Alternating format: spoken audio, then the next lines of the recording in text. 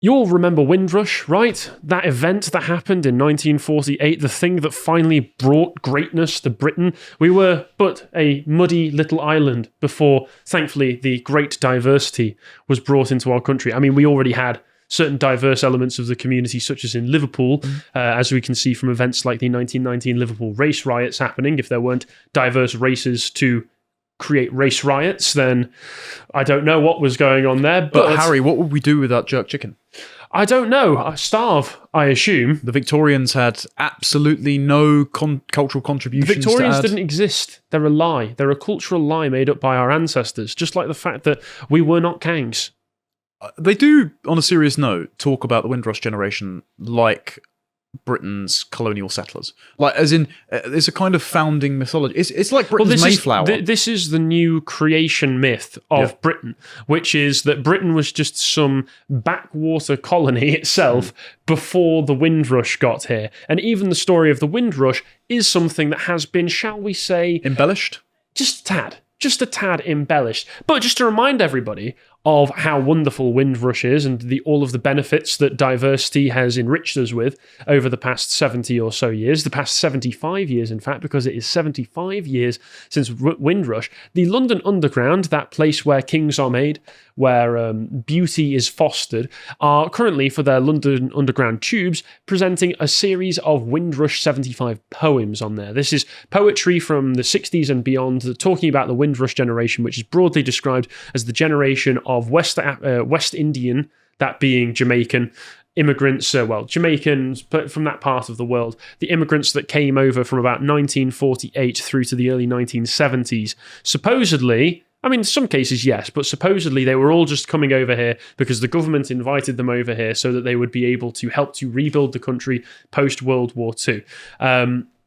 And it's celebrating all of that. So we've got these being shown on the London Underground. I would have had a tweet showing this, but from poems on the Underground themselves, but they seem to have deleted it, displaying this particular poem. And I don't know why, because surely they're proud of this. Surely this is something that they want to display. It wouldn't get a negative response because, hey, we have nothing but thanks to give to the people who came in after mass migration. As you said, the London Underground, which I have to get twice a day, is such an enjoyable experience. Maybe they wanted people not to just read it on their phone like David Lynch does his movies. Yeah. Maybe they wanted you to have the immersive experience of boarding the Victoria line destined for Brixton and having to read it through the crack smoke of a vagrant sitting opposite you, or with the ambient sound of the Asian young gentleman who doesn't know how headphones work blasting his music out of TikTok. Mate, I mean, Brixton is just the centre of culture, where you've got all the drill rappers and their little gangs stabbing one another. That's Wood Green as well. Wood Green is, of course, that's like Mad Max up there. But what would we do without this enrichment? Because if we didn't have all of that going on, we wouldn't have been able to accept the obviously beneficial trade-off of having a slightly wider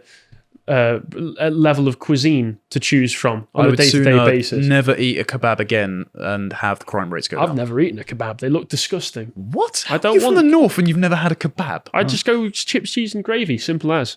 Kebab's foreign, mate. It's just chunks of lamb. Like we can make it.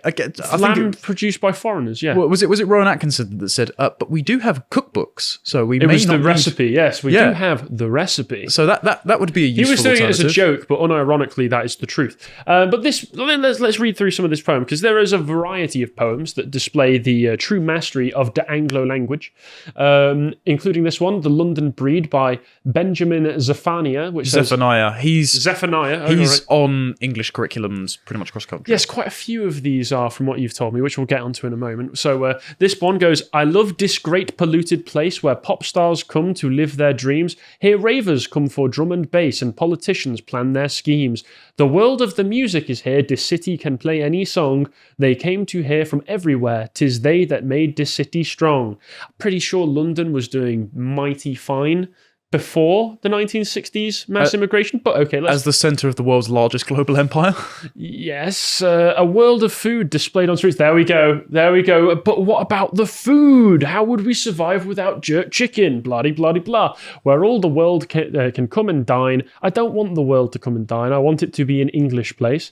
On meals that end with bittersweets and cultures melt and intertwine. 200 languages give voice to 15,000 changing years, and all religions can rejoice with exiled souls and pioneers. Once again, this is, like so many of these, as we'll come to understand, this is a poem of colonization celebrating the fact that England is no longer English, or at least certainly London is no longer English, because a lot of these people come to stay in London, and that they're so happy they've displaced the native population and turned London into a place where all religions can rejoice. We've got changing years, 15,000. Yes, the place has changed over the course of 15,000 years, where hasn't, but London was a hell of a lot more homogenous for about 1,000 years prior to the 1960s. If I might make the point, those last two, the rhyming couplet that finishes it, and all religions can rejoice with exiled souls and pioneers.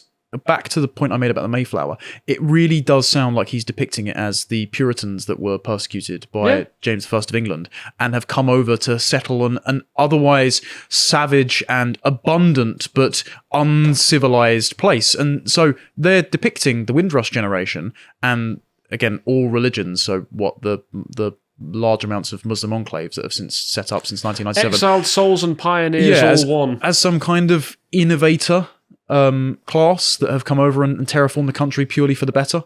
I mean, certainly there's been innovations in crime statistics since then. But anyway, so we've got this as well. James Berry with Sea Song 1. Come on, sea wash of travel. Expose new layers of skin. Come on, calm voice of sea. Come and settle on land. Sea tumbles wash, change our rags for riches. Come on, tumble wash of sea, clear away the bloody waters, clear away the bloody waters. That's a very poorly constructed poem. Yeah, that's a terrible poem, but one that you can enjoy on the London Underground. Clear away the bloody waters. So this wave of colonial occupation is a form of ablution, the washing away of sins of the past. So I this love is the name necessary. Of the publisher as well, by the way, Blood Axe Books. Interesting. Windrush songs. Carry on. Well, this entire wave of migration is necessary to correct for Britain's original sin of colonising other places, so it's revenge. I'm so sorry you brought so much sanitation and culture to different countries that didn't exist. Sorry we didn't get around to the toilets in India yet. Yeah, well, we're still working on that. Birder by Grace Nichols. Marvel again at the market stalls singing the earth's abundance. They're all basically the same thing. Look at how amazing London is now that foreigners live there and it's not just a load of English people. Windrush Child, which is about... John Agard again on the GCSE curriculum. He wrote a poem called Checking Out Me History. And the entire thing, and I read this on a video I did with Bo. Did they have any before we showed up? Yeah, so he talks about Toussaint Louverture, the guy that led the Haitian Revolution. All right. Mary Seacole, who he said that she was basically the Black Florence Nightingale tending to wounded soldiers when she wasn't. She actually ran a for-profit hotel for officers. I mean, fair play to her for doing so, but that doesn't mean that she's worthy of any great accolades. She's just a notable tidbit of history. But in the primary school history curriculum, we were taught her alongside Florence Nightingale as some kind of self-sacrificial nurse, when actually she was just making money selling the officers cigars. And David Starkey has made this point numerous times. Yeah, exactly. And then in the video that I go over with Bo, he finishes with, they've blinded me to my history, now I'm checking out my own identity. So he's deliberately accusing British culture and the education system of making him ignorant to his own history when you could have picked up a book at any time. Sorry, it's not what a we've white done conspiracy. Is we have reorientated the entirety of English schooling to point to everything that isn't English, as we'll get onto in a moment, and then these people still have the gall to complain that we're the ones trying to hide their true history from them. Presumably, once again, I hate to bring this up, but it is such a meme response whenever these people do it. Presumably because we suggest that the Egyptians might have at one point been ruled by Macedonians and not sub-Saharan Africans. Yeah, but also just to square that point on John Agard, if you were checking out your history, you would have read Mary Seacole's autobiography where she says she wasn't Florence Nightingale. So, no, you've just bought the typical black supremacist line, I'm afraid. And the interesting thing is about this one as well, this was for Vince Reed, who was at 13 the youngest passenger on the Empire Windrush. Now, later on, we'll actually hear some personal testimony from Vince Reed about what it was like, but save that for a few minutes from now. So the next one, The Only Thing Far Away. This is the entire selection. This is by a man called Kai Miller. This one's from 2007. Once again, it smells like Mumbai, like Castries, like Princess Street, Jamaica. It smells like everywhere except for England. Besides Spain is Pakistan, then Egypt, Singapore, the world, which is not what I wanted to think about when I'm talking about the capital city of England, but that's just how it goes. And here is the most egregious one, and also the oldest poem. And I think another one that you've pointed out is on the curriculum at the moment that says it all, really, doesn't it? So if you're a native Brit in London travelling on the tube, you get to read this little ditty, Colonisation in Reverse, which the name says it all. What a joyful news, Miss Matty. I feel like me heart gwyn burrs. Jamaica people colonising England in reverse. By de 100, by de 1,000, from country and from town. By de shipload, by de plane load, Jamaica, England bound. Demma, pour out Jamaica, everybody future plan is fee getter big time. If you're just listening to this, I'm not just putting on this mode of speech to sound racist. This is how it's written. It is actually written like BBC Pidgin, yeah. Yes. Is forget a big-time job and settle in the motherland. What an island, what a people, man and woman, old and young, juice a pig, dem bag and baggage, and turn history upside dung. Okay, so there is one redeeming feature to this, I will say, which is that they refer to England as the motherland, which, given the time period that this was written in 1966, a lot of these people were coming over from the Empire years, from the Commonwealth, and did still recognise England as being a motherland, that being a land of plenty where they could go, make opportunities for themselves, and see it as something that is overall a positive place, somewhere aspirational that they can go to. However, it does seem to have been flipped a little bit, that now these people's stories are seen as horror stories and examples of how awful England was and always has been. Yeah. But the rest of the poem is not forgivable. No, so one, it is that the Windrush generation succeeded only in spite of England, its culture, its racism, its systemic oppression and the like.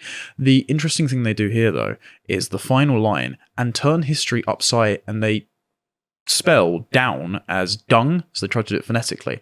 I just like the irony that it implies in colonising England in reverse, you're flipping it over into excrement. Yeah, this is true. I mean, it's true both metaphorically and literally in some cases. But as you point out in your article, which is almost a year old now, actually, from 30th of June 2022. This is a premium article. I think the first one that you wrote for us. No, I did quite a few before that, but this does have an audio track as well, read by John Crow. Yes, this is just as relevant as ever, where you're talking about the academic assault on English literature, because all of this is included now in the English curriculum, and has replaced a lot of the stuff that I was reading when I was doing my English GCSEs. People like Wilfred Owen, and what were some of the other examples you gave? John Keats. They're in this article here, actually.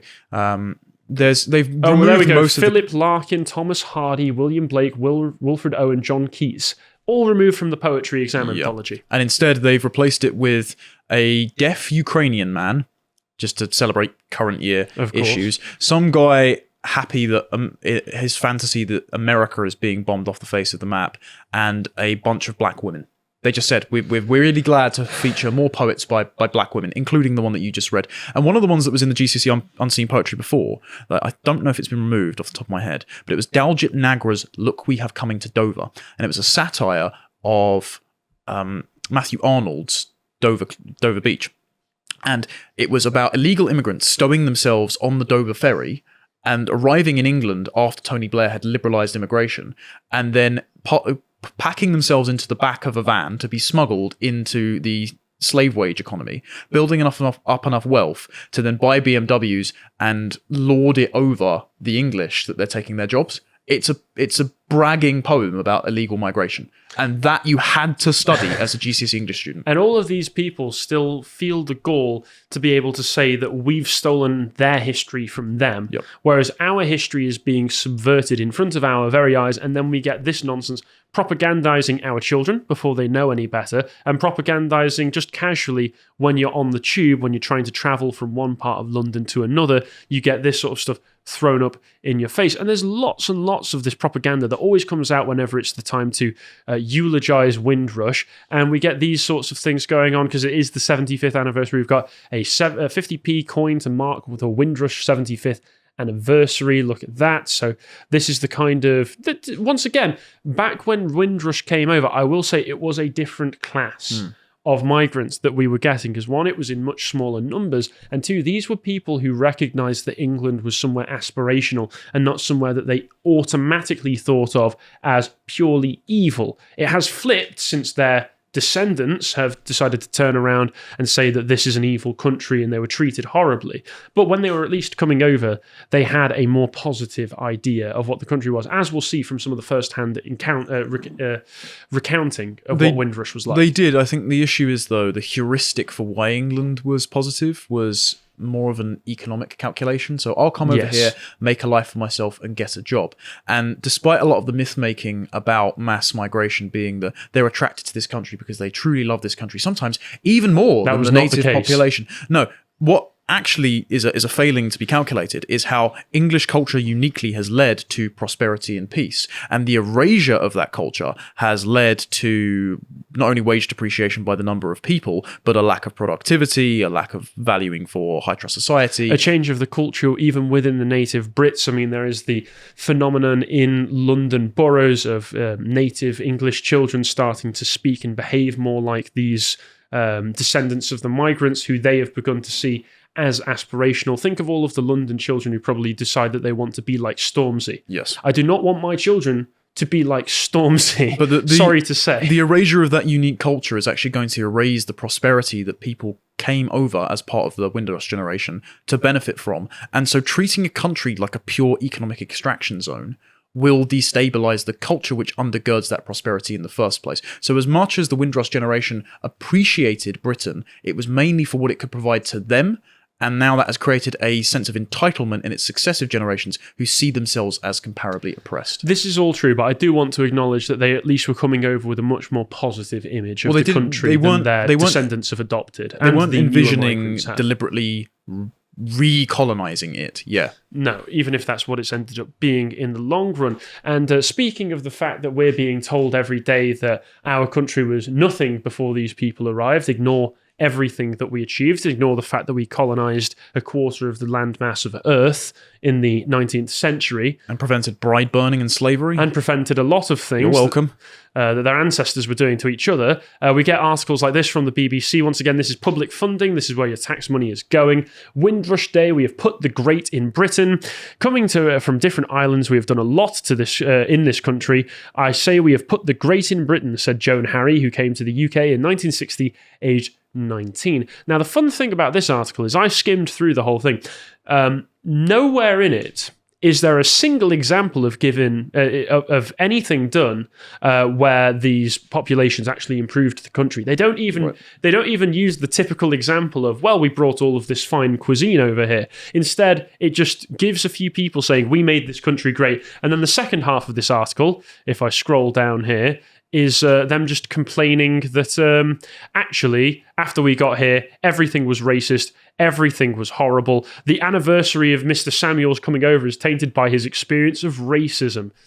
Okay, there you go. So no examples given of how they improved the country. In fact, they say they have the gall to complain that they were persecuted by this country. I will say, of course, if there was individual instances of racial discrimination, they shouldn't have done that. However, number one, that does not indict the entire civilization. No, and of course not. By virtue of just having more people with darker skin colours, it does not make the country necessarily better. I care about social texture. I care about the lack of an economic ceiling currently hanging over my head that stops me from having a house and making it harder to have children and relationships. And all of those things have been exacerbated by mass migration.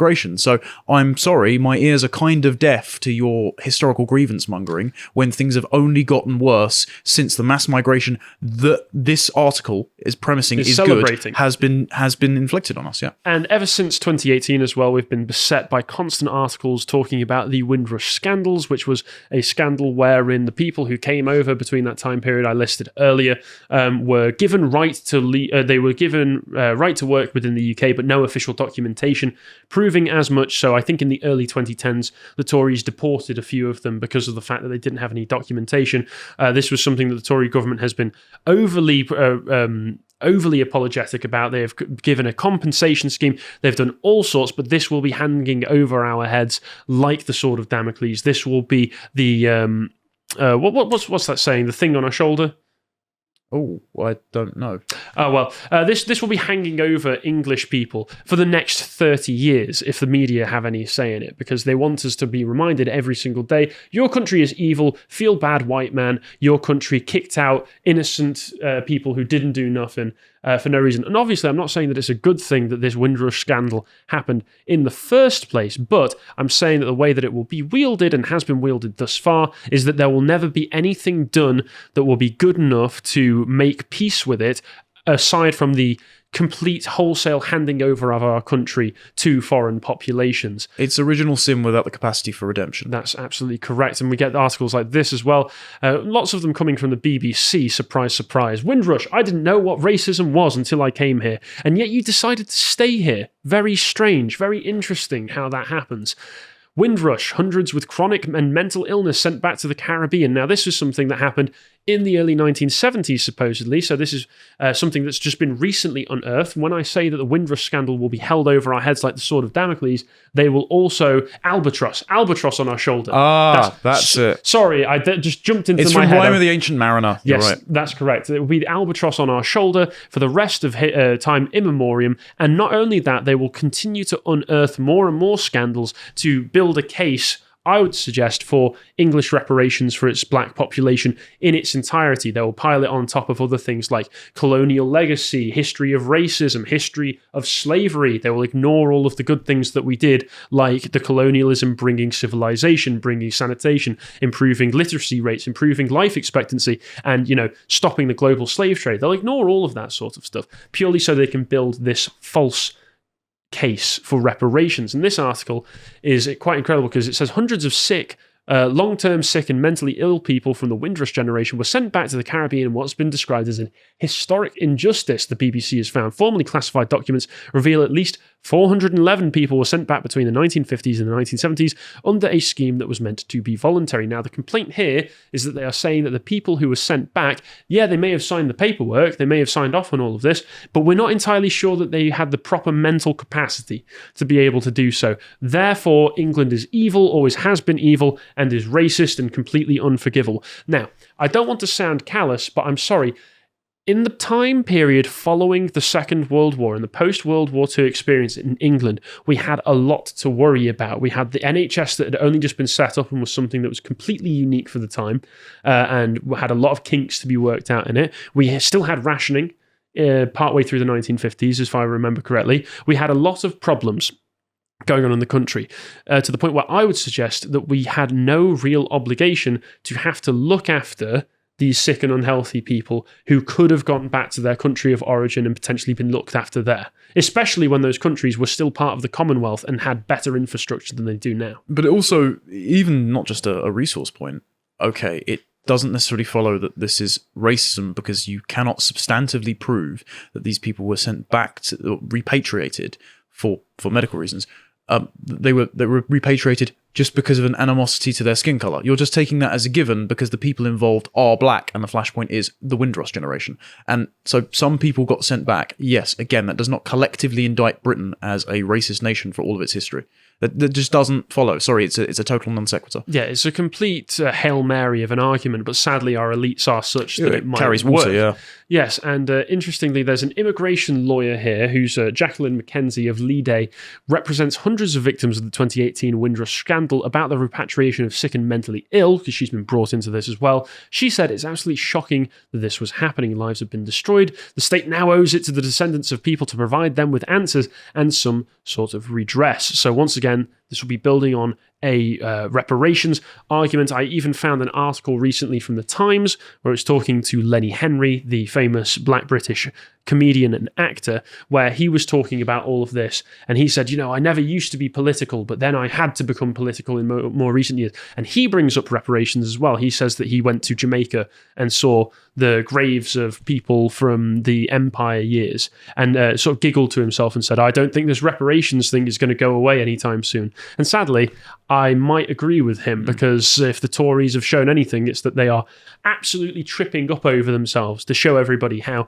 non-racist they are, even if the arguments used to declare that England is a racist country hold no water whatsoever. He also stands to benefit from reparations despite being very wealthy and having lots of Premier in advert money.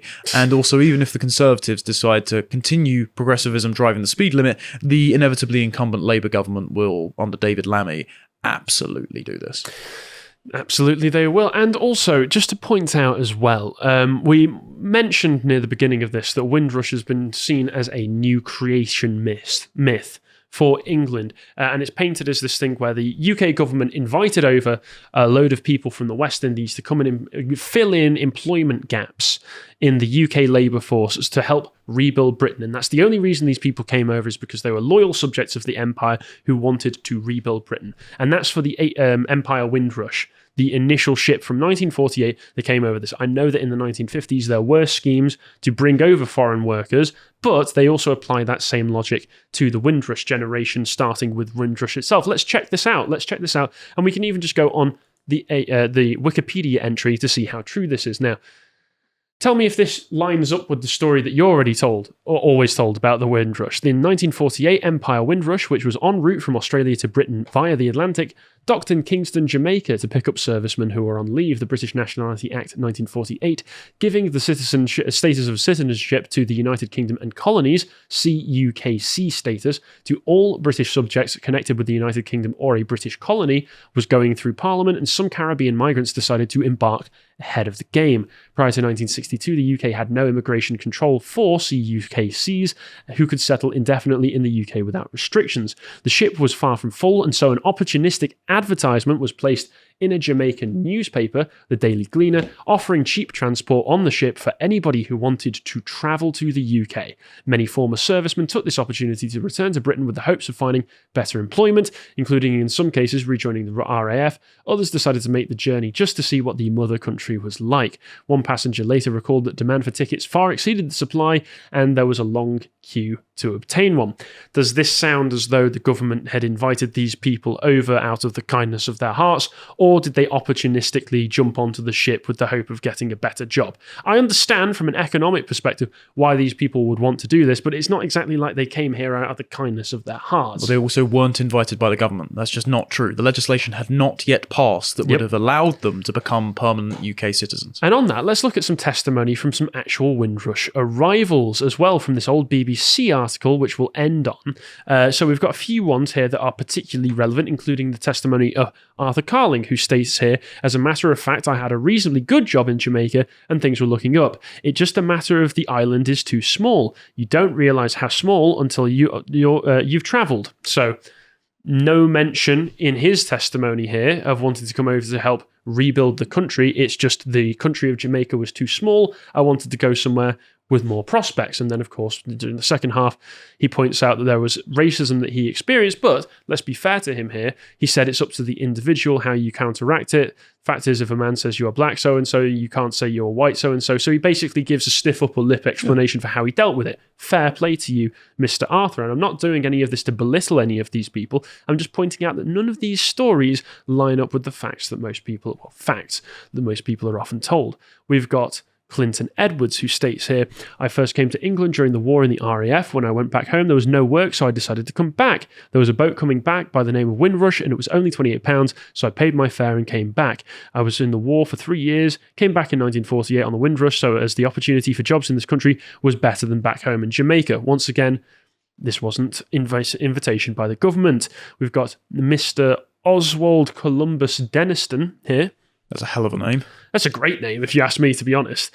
He said that word went round that this boat was taking passengers for a cheap fare of £28, 10 shillings, to go to Britain. It was common knowledge that there was work in Britain just after the war. The war ended 3 years earlier, so there was a lot of scope. It took me a week to wind things up to travel. And then finally, let's take a look at the word of Vince Reid himself. Which one of these poems that we looked at earlier, I think the John Agard one, is based off, and he just says, my parents brought me on the Windrush. I had no choice in the matter. They didn't have to. It was obvious they came in search of a better life and better opportunities. So they're not interwoven in the grand narrative of redressing the horrors of colonialism by recolonizing England in reverse. It's just not true. It's just not true. So educate yourself on what actually happened in Windrush and try to inoculate yourself against the arguments that will be used, because as with everything these days, the Windrush happening in the very first place is just going to be used as a beating stick to beat over the head of native Britons and English people that you are evil, your entire history of evil is evil, the creation of this country is shrouded in evil, because despite the fact at the same time the argument goes that the UK government invited these people over,